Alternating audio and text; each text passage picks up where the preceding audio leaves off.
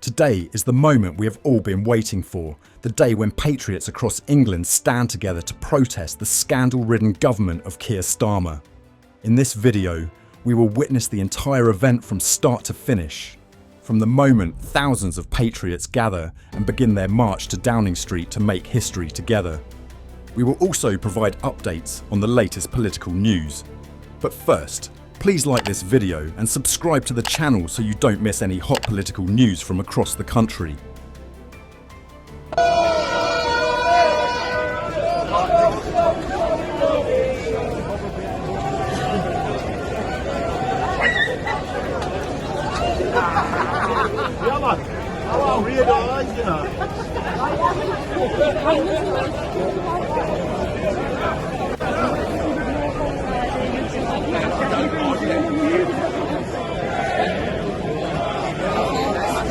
In other news, recent reports suggest that Minister Reeves is considering major changes to increase funding for public services and ensure fair wages, though this has sparked significant public concern.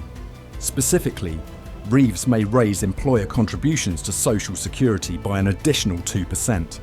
She also plans to lower the income threshold for national insurance tax, a move predicted by The Times to bring around £20 billion to the Treasury.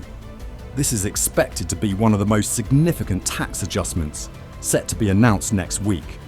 Interestingly, this new tax will only apply to the private sector, while public entities such as the NHS and civil service will be supported by the Treasury for cost reimbursement. Currently, the employer tax rate stands at 13.8%, but this could rise above 15% under Reeves's plan to cover the £22 billion budget shortfall, attributed to what the Labour Party claims was left by the Conservatives. Labour's finance minister is expected to face a public backlash, having previously pledged not to increase income, national insurance or VAT taxes before the 2024 general election. During the election campaign, Labour's senior leaders have frequently stressed that workers include anyone making a living through employment. The Prime Minister emphasised that only those earning from actual labour would be shielded from tax hikes, which has raised concerns among property owners and those with alternative income sources, including landlords. However, Reeves will argue that her budget does not contradict this commitment, as tax changes will not directly impact those in employment. Reeves is expected to explain that businesses should bear part of the financial burden to bolster NHS funding. The NHS budget is slated for an additional £10 billion, translating to a 3 to 4% annual increase. Alongside this, Reeves will propose higher taxes on stock profits and reduced tax benefits related to inheritance. Ahead of her announcement, business leaders have expressed concerns that such tax increases could hinder growth, a priority that Labour has committed to since early summer. In the current context, concerns about economic growth are becoming the focal point for both large and small businesses. Andy Scott, the head of temporary tax policy at CBI, has pointed out that many members of this organisation are very worried about the potential increase in national insurance contributions from employers. This reflects the sensitivity of businesses to changes in tax policy and the extent to which these changes impact their growth plans. Businesses have expressed that increasing taxes on employers could negatively affect their growth plans, leading to potential impacts on wages, employment levels and investment. Specifically, Tina McKenzie, the chair of policy at the Federation of Small Businesses, has made it clear that the Chancellor should not create barriers that make it difficult for small companies to recruit staff. She emphasised that small businesses need to have their taxes reduced, rather than facing an additional tax burden for the jobs they create. A government source has indicated that there is a consensus that the National Health Service, NHS, requires additional funding. This means requesting businesses to participate in financial support. The choice between investment and decline is presenting itself to businesses at this time. The increasing financial demands on the NHS not only place pressure on the budgets of businesses, but also raise concerns about the sustainable development of the economy. Ms McKenzie also stressed that workers should not have to bear the consequences of the Conservative Party's failures. Meanwhile, Keir Starmer, the leader of the Labour Party, has pointed out that the budget the current Prime Minister is drafting must confront the realities of the financial inheritance from the Conservative Party.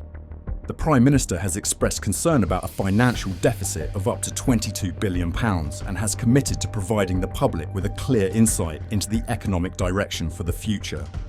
The current economic situation is taking place in a context where many businesses, both large and small, are feeling unstable. The increasing tax burden, especially the national insurance tax on employers, not only threatens the growth potential of businesses, but also impacts the entire economy.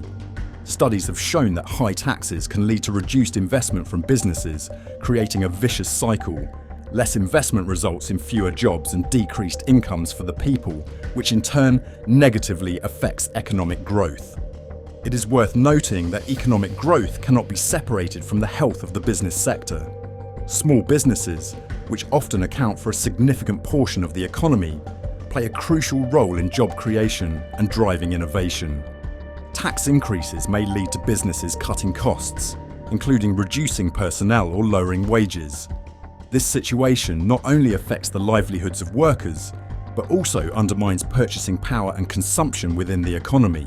Moreover, the call for increased funding for the NHS has also been analysed by many experts and economists. The National Health Service has faced numerous challenges in meeting the rising demands of the public, requiring substantial financial resources. However, this request cannot solely rely on businesses. It requires more effective policy coordination from the government to avoid placing additional burdens on businesses. A sustainable solution could involve seeking alternative sources of revenue or optimising public spending to ensure that no one suffers from the consequences of unreasonable political decisions.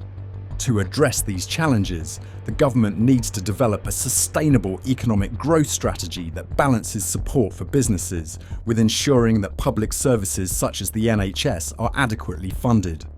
One potential solution could be tax reform to create a more favourable business environment, thereby encouraging investment and growth. This could include reducing taxes for small businesses, while also seeking ways to improve the efficiency of public spending. The government should also consider investing in infrastructure, education and training to enhance the quality of the workforce, thereby creating added value for the economy. Promoting technological development and innovation should also be encouraged, not only to enhance productivity, but also to better meet market demands. In addition, the government needs to listen to the perspectives of businesses, especially in the context of decisions regarding tax and public spending policies.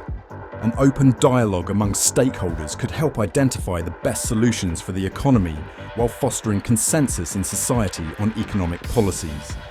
To stimulate economic growth, close cooperation between the government and businesses is necessary to ensure that economic policies are designed to support sustainable development while also meeting the needs of society.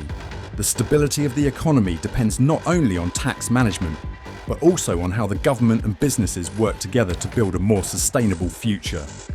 Political decisions need to be made with a long-term view of their impacts on both the economy and society, aiming to create a favourable environment for everyone.